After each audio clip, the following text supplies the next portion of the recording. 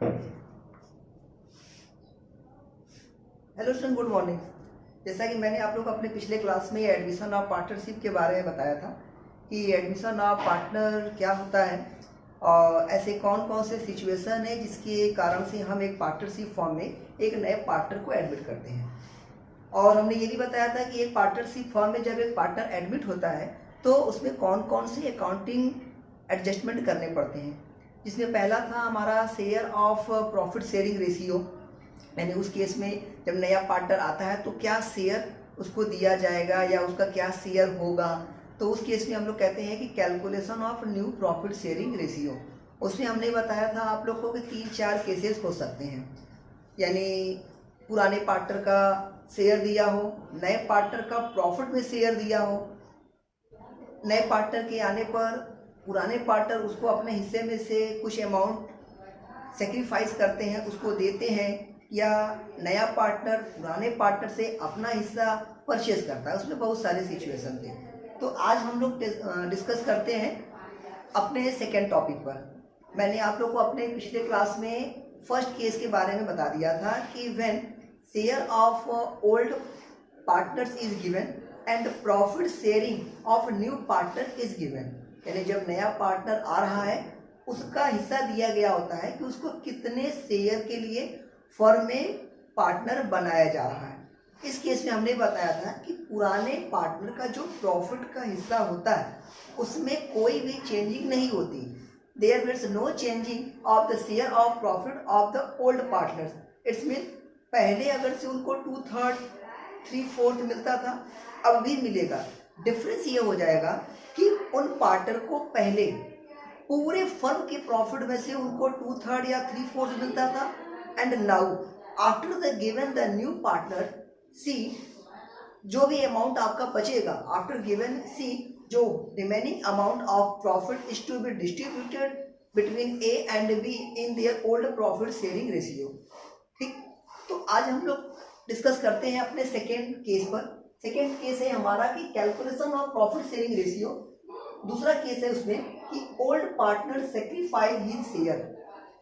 जैसे कि ए और बी दो पार्टनर थे, उन्होंने सी को अपने फर्म में एडमिट किया और सी के एडमिशन पे ए ने कहा कि हम अपने हिस्से में से आपको इतना देंगे, and B also given any proportion और any portion in favour of C. इन दो situation what will be the new profit sharing ratio and what the sacrificing of all partners और any one partner will be discuss. Okay, तो यहाँ पर हमने एक example लिखा हुआ है कि मान लेते हैं ए और बी दो पार्टनर थे। कौन कौन से पार्टनर थे? दो पार्टनर थे हमारे ए और बी। उनका प्रॉफिट शेयरिंग रेशियो था 7:3, यानी पूरे फर्म के प्रॉफिट में ए 7/10 का पार्टनर था, बी 3/10 हिस्से का पार्टनर था। उन्होंने सी को अपने फर्म में एडमिट किया।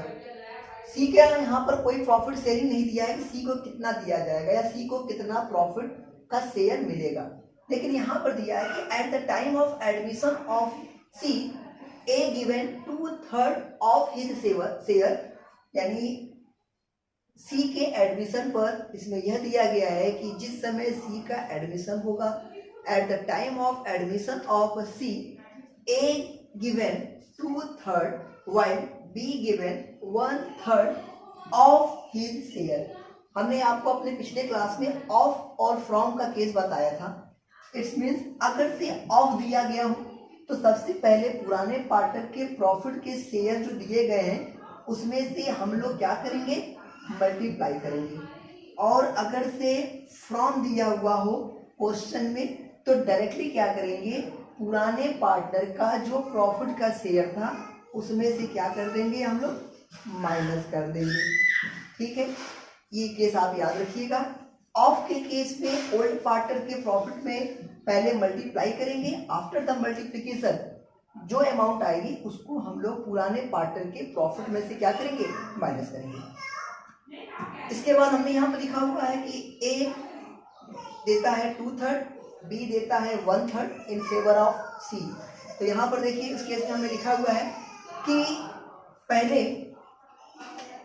ए गिव्स 2/3 ऑफ 7/10, तो यानी ए ने दिया आपका 7/10 अपना प्रॉफिट था, उसमें से 2/3 दे दिया, यानी 14/30 दिया ए ने।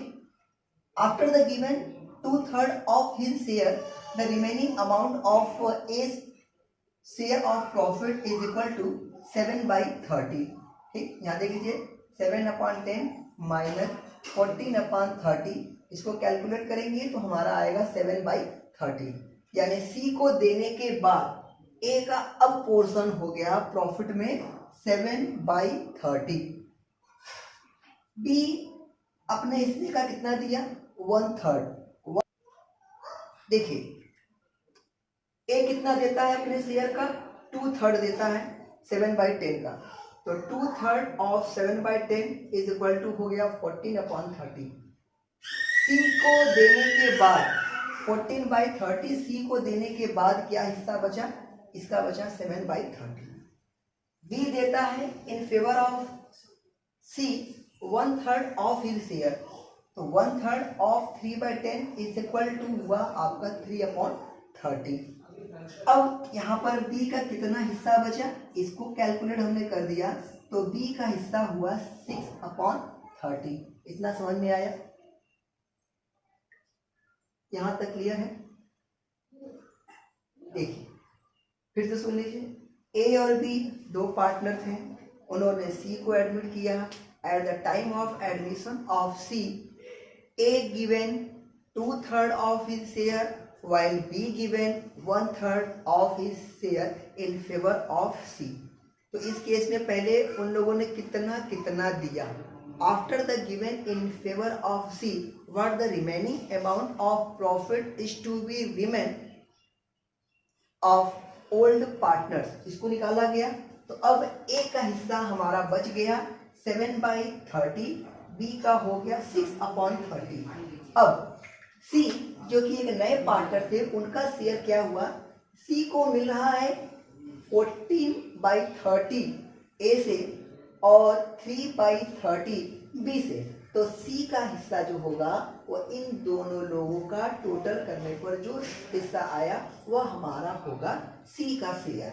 ठीक, यानी सी का हिस्सा हुआ 17/30।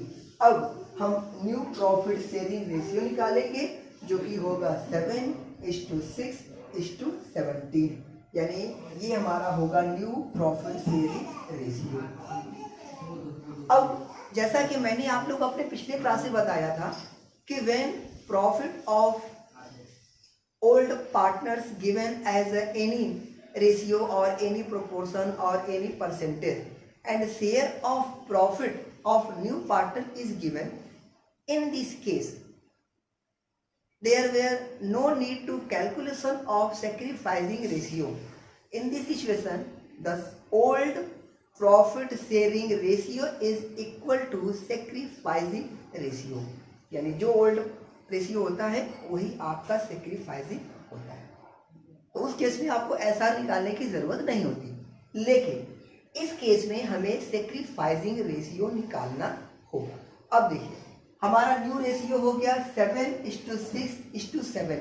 अब हम निकालेंगे इसमें से एसआर या जीआर। अब देखिए हम यहां से एसआर या जीआर निकालेंगे। अब एसआर या जीआर निकालने के लिए old ratio minus new ratio. Old ratio हमारा 7/10 माइनस न्यू रेशियो 7/30, इसको हमने कैलकुलेट किया तो ये हो गया 30, 21 माइनस ये हो गया हमारा 14। देखिए हमने यहाँ पर लिख दिया है old ratio minus new ratio, यानी old ratio minus new ratio. A का ओल्ड रेशियो क्या था, 7:3 था, यानी 7/10, और न्यू रेशियो इनका 7/30, इसको कैलकुलेट किया गया तो आया हमारा 14/30। बी का ओल्ड रेशियो था 3/10, इसमें से इनका नया रेशियो 6/30 माइनस कर दिया गया तो आ गया हमारा 3/30। और हमने आप लोगों को बताया था कि जब अगर से माइनस करने पर फिगर अगर से पॉजिटिव आते हैं तो सेक्रीफाइस होता है, वाइस वर्सा गेन होता है। तो यहाँ पर दोनों में से 21 माइनस 7 40 और 9 माइनस 6 3, जो कि आपका हो गया 14:3, यानी इनका SR जो हुआ सेक्रीफाइसिंग रेशियो A और B का जो हुआ वो 14:3 हुआ, यानी न्यू प्रॉफिट शेयरिंग रेशियो हुआ 7:6:17 और SR हुआ 14:3। ये हमारा हो गया नए पार्टनर के आने पर पुराने पार्टनर का प्रॉफिट शेयरिंग रेशियो। अब इसके बाद तीसरा केस होता है। इसी केस में अगर से मान लेते हैं हम लोग कि अगर से मान लीजिए यहाँ पर फ्रॉम दे देता, यानी A and B are partners, their profit sharing ratio is 7:3. They admitted C as a new partner. At the time of admission of C, A given 1/4 from his share. A given 1/4 from his share, यानी A अपने हिस्से में से कितना दे रहा है 1/4। तो उस केस में हम क्या करेंगे, A का हिस्सा 7/10 में से 1/4 डायरेक्टली माइनस कर देंगे। इसके बाद जो हिस्सा बचेगा वो हमारा होगा A का। एंड B ऑल्सो गिवन 1/4, तो B के हिस्से में से भी डायरेक्टली हम 1/4 माइनस कर देंगे। इसके बाद जो हिस्सा बचेगा दैट प्रोपोर्शन और that share is old partners their profit sharing ratio. अब बात आती है C का क्या हिस्सा होगा। तो अब A देता है कितना 1/4, B ने कितना दिया 1/4, तो दोनों का टोटल करने पर जो हिस्सा आया that is C's profit sharing ratio. यह हो जाएगा हमारा नए पार्टनर के आने पर पुराने पार्टनर्स के इंक्लूड करते हुए उनका NPR means new profit sharing ratio.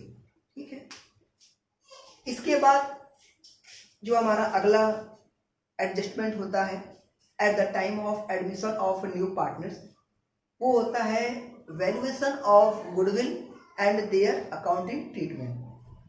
तो वैल्यूएशन ऑफ गुडविल के बारे में हमने आप लोग को अपने पिछले क्लास में बता दिया था। अब हम लोग यहाँ पर इस चैप्टर में हम आप लोग को केवल गुडविल का क्या ट्रीटमेंट होगा इसके बारे में बताएंगे। पहले आप इसको इतना अपने से समझ लीजिए। इस टॉपिक में अगर इस तरीके के सॉल्यूशन में कोई अगर से प्रॉब्लम है तो आप लोग मुझे उसको बताइए। पहले एक बार इसको अपने से सॉल्व कीजिए। इससे रिलेटेड जो भी सारे प्रॉब्लम्स आप लोग के एक्सरसाइज बुक्स में दिए हैं उसको सॉल्व कीजिए। And after that if you have any problem that you can call.